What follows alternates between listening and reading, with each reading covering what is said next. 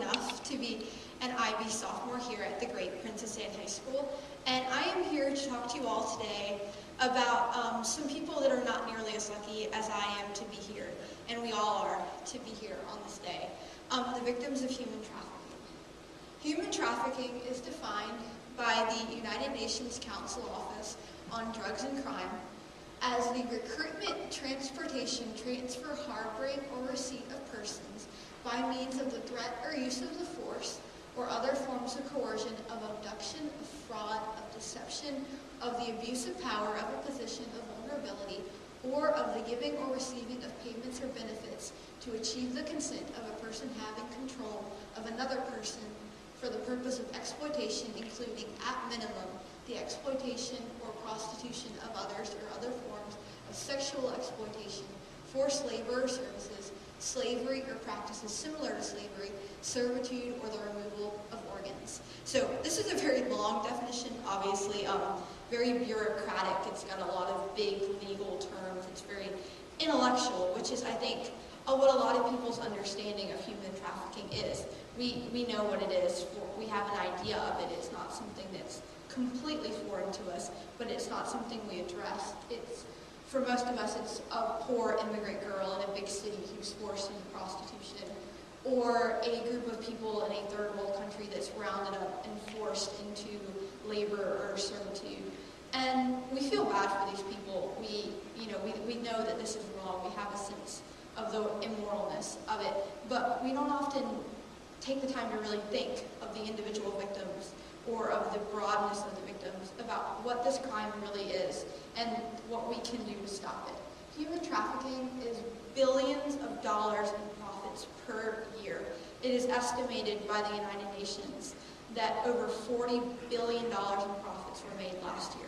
That's more than Starbucks and McDonald's made combined in last year, in 2012. And this is a very conservative number because so much of this crime goes unreported and flies completely under the radar. So all of these numbers are very conservative estimates. It's more than 2,000 cases in the United States alone, in our own country per year.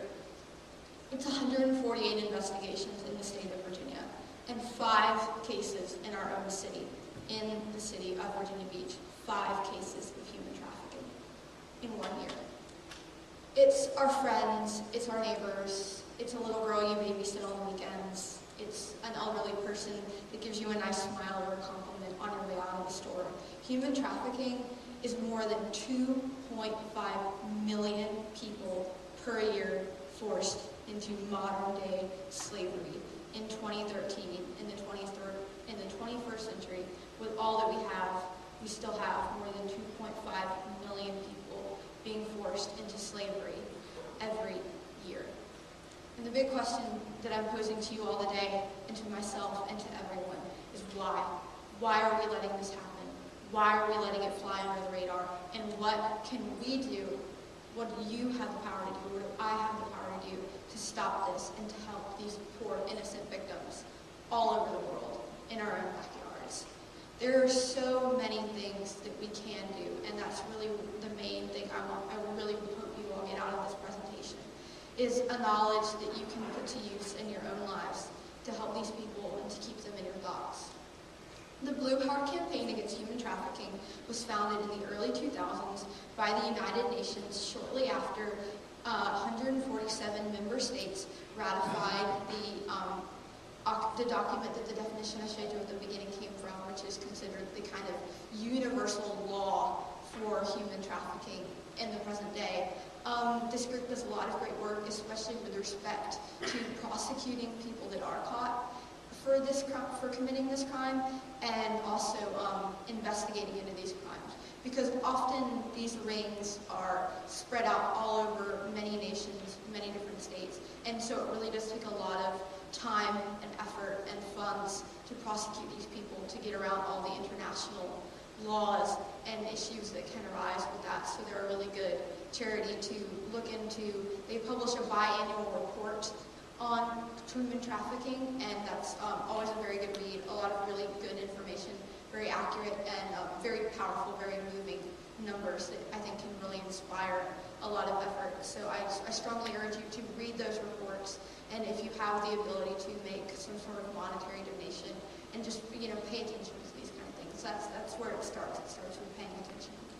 The Polaris Project, again, was founded in the mid-2000s. It is based in the United States and does a lot of work to put out the idea that there is still human trafficking going on within our own country, and that there's a lot that we can do to learn the warning signs of it, to start to kind of recognize if something is going on. One of the things that shocked me when I first started learning about this, before I moved to Virginia Beach, I lived in Myrtle Beach, South Carolina. So my whole life I've kind of been in those areas that are very prone to tourism, and so a lot of the international community. And also here, we all know we have so much military with NATO and the Navy, and so there's a lot of international in and outs, which I learned, and this was very shocking to me, that this actually makes us more susceptible to human trafficking. It's so much easier to move people in and out against their will when there are already so many people coming in and out. So it's a lot of information like that you can get from this group and all these different groups I'll share with you that are very important. And again, if you have the ability to make a monetary donation, that's great. I know a lot of us here today are students. We don't have a lot of extra cash lying around. I know I certainly don't. We're saving for college. We're working on, all we have is a summer job. But with all the technology we have, you can still help. You can disseminate this information. Oftentimes, it's seeing this information that sparks the interest and sparks the work against it. So instead of making a Facebook status or a tweet about what you had for dinner or the movie you're going to see over the weekend, put up one of these numbers so that your friends or your followers can see that. Get that information out there. Keep it in people's thoughts. Keep it in people's heads so that we can really start noticing this crime. This is the most underreported crime in the modern day, and that's not okay.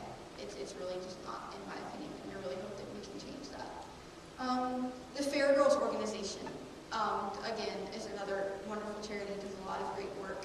They mainly focus on the rehabilitation of young women that are forced into this and are rescued. They work on the rehabilitation of these people. This is actually a picture of some of the women that they help to save and rehabilitate. They give these women a job by allowing them to make handmade jewelry. It's absolutely beautiful. I can attest to that. I own a few pieces myself. And the profits, all of the profits from buying that jewelry from them goes right back to the girls to help them get an education so that they can move forward and get a good job and make a life for themselves. It is helping them pay for medical costs, both psychological and physical, because years of literally being a slave leaves them with so many deep, deep psychological and physical scars that the care for those often takes a lot of money. So that's another really great way to help these people. They also have an excellent, excellent documentary. Natasha mentioned in her introduction that it was when I was the age of 12 that I really got interested and passionate about this topic. And it was actually after seeing the documentary by this organization, because it was very shocking for me to see young people, girls my own age, and who were not the image I had of a human slave, a modern-day slave. They were from developed countries and were living completely normal lives until they were forced into this. And so it was very powerful for me to see, and I strongly urge you to take the time to watch it. Love 146 was an organization founded in the mid-90s by a number of members of the pop culture realm, so actors, actresses, singers, songwriters, bands, and they continue to do a lot of work, mainly through the entertainment industry, to disseminate the information on human trafficking and to raise awareness. I know personally one of my favorite bands is a band called Paramore, led by the singer Hayley Williams, and they have done a lot of charity with this work. Proceeds from all of their CDs go towards this group, and they actually wrote a song entitled "We Are Broken" in conjunction with the victims of human trafficking. And this is actually, the line on the screen right now for you is a quote given that's in the chorus of the song, but given directly from a victim of human trafficking. And I think it kind of sums up what a lot of these groups are trying to do very well. Give us life again, because we just want to be whole. That's all these victims want. They want to be noticed, they want to be remembered, they want to be helped, and they want to be able to get back to some sort of normalcy in our lives. And the message that I just want to get out today is that we have the power to do that. it can start right here, right now, in this room with you and with me. We can help put an end to this. We can learn the warning signs. We can take notice. We can keep these people in our thoughts. We can work with these organizations to get out the information, to raise awareness. We have the power to end this crime. We can end human trafficking and end modern day slavery. And it's time we did. So thank you very much for your time.